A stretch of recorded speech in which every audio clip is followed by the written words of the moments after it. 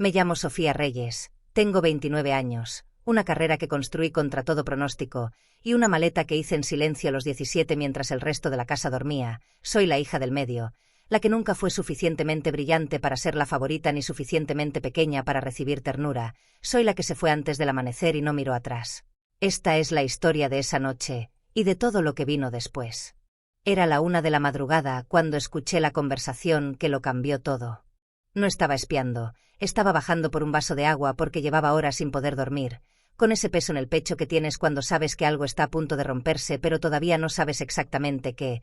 El pasillo de nuestra casa crujía en ciertos puntos y pisaba sin cuidado, y yo había aprendido de niña exactamente dónde poner los pies para no hacer ruido.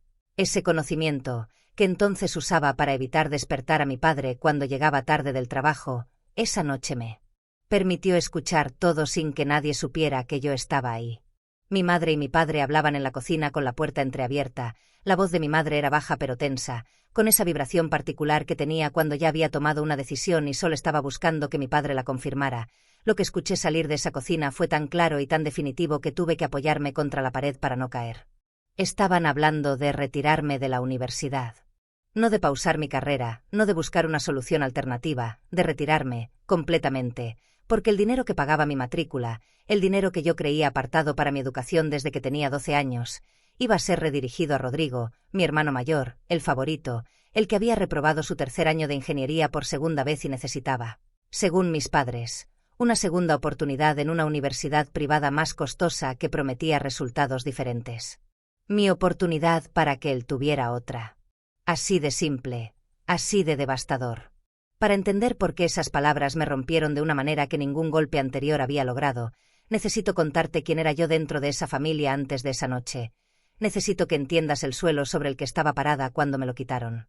Crecí en una casa de clase media en una ciudad mediana, con padres que trabajaban duro y amaban a sus hijos, estoy segura de eso, pero que amaban a algunos más visiblemente que a otros. Rodrigo era el mayor, el varón, el primero, y desde que tengo memoria ocupó un lugar en esa casa que era diferente al mío y al de mi hermana menor, Paula. Rodrigo recibía el beneficio de la duda en cada situación. Sus fracasos eran obstáculos temporales. Sus logros, aunque escasos, eran celebrados como si fueran proezas extraordinarias. Cuando sacaba buenas notas, mi madre lo llamaba por teléfono a sus amigas para contarlo. Cuando yo sacaba las mismas notas, o mejores, recibía un muy bien, Sofía, y el tema cambiaba. No lo digo con amargura retrospectiva, lo digo porque es la verdad simple y sin adornos de cómo funcionaba ese hogar. Yo aprendí a no necesitar los aplausos, o al menos aprendí a convencerme de que no los necesitaba. Me volví buena estudiante no para recibir reconocimiento, sino porque descubrí que el conocimiento era mío completamente, que nadie podía quitarme lo que aprendía, que dentro de los libros había un mundo que no tenía favoritos ni jerarquías familiares. A los 14 decidí que iba a estudiar medicina, no porque fuera un sueño romántico, sino porque era la cosa más difícil que podía imaginar, y yo quería demostrarme a mí misma, no a ellos, sino a mí misma, que era capaz. Entré a la universidad pública con una de las calificaciones más altas de mi generación. No hubo celebración en casa. Rodrigo había entrado ese mismo año a su carrera de ingeniería con la ayuda de un curso preparatorio que mis padres pagaron durante 6 meses.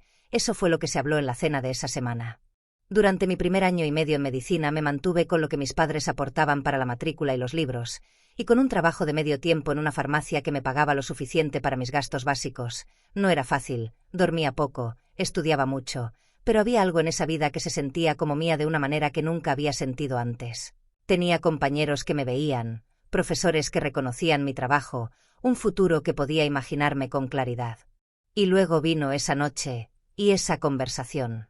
Me quedé en el pasillo durante minutos que no sé contar. Escuché a mi madre decir que Rodrigo tenía más potencial, que solo necesitaba el ambiente correcto, que yo era más práctica y encontraría la manera.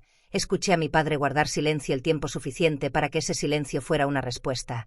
Escuché como 2 personas que me querían, estoy segura de que me querían, habían decidido sin consultarme, sin mirarme, sin siquiera considerar que esa decisión podía destruir algo que yo había construido con 2 años de sacrificio invisible.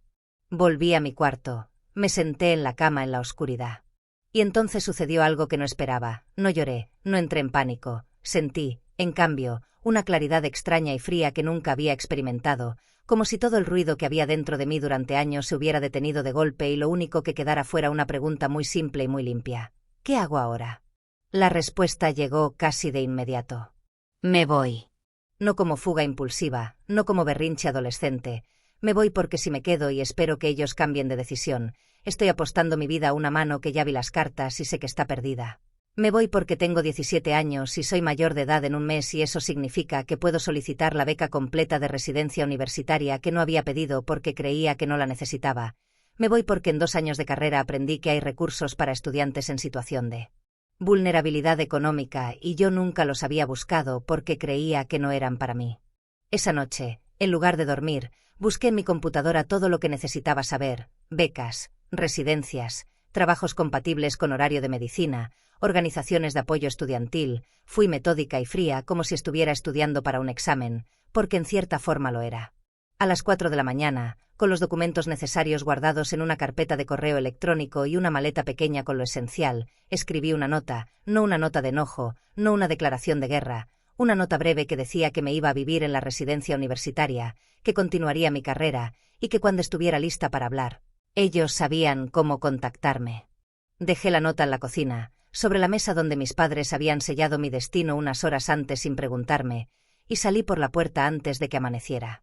El frío de esa madrugada en la calle lo recuerdo con una precisión absurda, el tipo de frío que te hace sentir que eres muy pequeña y el mundo es muy grande y cualquier cosa puede suceder. Caminé hasta la parada del autobús con mi maleta y algo que no supe nombrar en ese momento pero que reconozco ahora con claridad. Orgullo. No el orgullo arrogante de quien cree que tiene razón, el orgullo silencioso y doloroso de quien elige no doblarse. Los meses que siguieron fueron los más difíciles de mi vida. La residencia universitaria era austera y pequeña. Compartía cuarto con otras 2 estudiantes. Trabajaba 3 turnos semanales en la farmacia y los fines de semana hacía transcripciones médicas para un consultorio que pagaba por documento. Comía lo suficiente, dormía lo necesario. Estudié como si mi vida dependiera de ello, porque en ese momento sentía que sí dependía. Mi madre me llamó a los 3 días, no para pedirme que volviera, para decirme que había actuado de forma exagerada y que cuando me calmara podíamos hablar. Colgué con cuidado, sin violencia, y no volví a atender sus llamadas durante 4 meses. Esos 4 meses fueron mi propio laboratorio interno. Descubrí que tan resistente era cuando no había nadie sosteniendo la red debajo de mí. Descubrí que la soledad puede ser un maestro brutal pero honesto. Descubrí que había construido, sin saberlo, una fortaleza interna en todos esos años de invisibilidad familiar. Y que esa fortaleza ahora era lo único que necesitaba. Obtuve la beca completa al cumplir los 18. Cambié la farmacia por una ayudantía de cátedra que pagaba mejor y me daba créditos académicos. Terminé el año con promedio de distinción. Nadie de mi familia lo supo ese día, no porque quisiera castigarlos, sino porque aprendí que mis logros no necesitaban su validación para ser reales. El clímax de esta historia no fue esa noche en el pasillo. El verdadero punto de quiebre llegó 3 años después, en una tarde de diciembre, cuando recibí la carta de aceptación para la especialización en un hospital universitario de otra ciudad, una de las plazas más competidas del país, con beca completa y remuneración. Estaba sola en mi cuarto. El mismo cuarto pequeño de la residencia que ya sentía como hogar, y sostuve esa carta en las manos durante largo tiempo. Pensé en llamar a mi madre, el impulso fue tan fuerte que ya tenía el teléfono en la mano, y entonces me pregunté para qué, no por rencor, sino porque me di cuenta de que ya no necesitaba que ella supiera para creerlo, ya no necesitaba su voz diciéndome que lo había logrado para saber que era verdad. Ese era el cambio real, eso era lo que esa madrugada, sin saberlo, había comenzado a construir. Llamé a mi madre ese día, pero no para contarle la noticia primero. La llamé porque decidí que quería reconstruir algo, despacio, en los términos que yo pudiera sostener. Le dije que había recibido una plaza de especialización. Hubo un silencio largo al otro lado del teléfono, y luego escuché algo que no había escuchado de ella en mucho tiempo, quizás nunca de esa manera. Lloró, no de tristeza, de algo más complicado que eso, del tipo de llanto que tiene dentro el reconocimiento de lo que sé. Hizo mal y también el asombro ante lo que alguien logró a pesar de ello. No fue una resolución perfecta, no hubo una conversación definitiva que lo arreglara todo, no existe esa conversación. Lo que existe es la vida cotidiana y difícil de ir perdonando en pedazos pequeños, de ir reconstruyendo algo que nunca tuvo los cimientos correctos pero que quizás puede tener otros nuevos, diferentes, más honestos. Rodrigo, por si acaso, abandonó la segunda universidad al año y medio. Nadie en la familia habla de eso con facilidad. Hoy ejerzo en un hospital público, trabajo con pacientes que no tienen recursos, que dependen de que alguien en ese sistema les vea como personas y no como números. A veces, Cuando estoy de pie frente a alguien que siente que el sistema le ha fallado, que las personas que debían protegerle no lo hicieron, los miro y pienso que entiendo algo de eso desde adentro. No elegí esta carrera para vengarme de nada ni para probarle nada a nadie, la elegí porque era la cosa más difícil que podía imaginar, y sigo creyendo que las cosas difíciles valen la pena cuando las eliges tú, desde adentro, sin que nadie te empuje ni te quite el suelo para que no tengas otra opción. Esa madrugada salí de casa con una maleta pequeña y la certeza de que no podía quedarme esperando que alguien más decidiera lo que yo valía. Fue la decisión más aterradora de mi vida. Y fue la única decisión que me salvó.